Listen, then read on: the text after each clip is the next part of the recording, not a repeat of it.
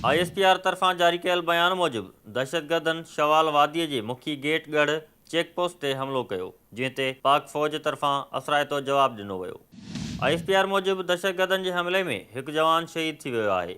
पाक फ़ौज जे तर्जुमान मूजिबि पाक फ़ौज जे जवाननि दहशतगर्दनि जे हमले खे भरपूर अंदाज़ में नाकाम बणाए छॾियो। ISPR मूजिबि बोयावारे इलाइक़े में पेट्रोलिंग दौरान नाले मां गोलियूं लॻल 5 ॼणनि जा लाश हथ आया, जिन जी सुञाणप जो अमल जारी आहे। पाक फ़ौज जे तर्जुमान मूजिबि 5 ॼणनि जा लाश खाड़ कमर चेक पोस्ट खां 1.5 किलोमीटर परे सिम नाले मां मिलिया। ISPR मूजिबि आचर ॾियाड़े मोहसिन जावेद ऐं अली वज़ीर जी क़यादत में खाड़ कमर चेक पोस्ट ते हमले में 5 ॼणा ज़ख़्मी थी पिया हुआ, जॾहिं त जवाबी फायरिंग में हमिलो कंदड़ 3 जवाबदार मारिजी विया हुआ। पाक फ़ौज जे तर्जुमान जो चवणु आहे त अली वज़ीर 8 साथियुनि समेत हिरासत में आहे, जॾहिं त मोहसिन जावेद माण्हुनि खे मछराए फ़रार थी वियो।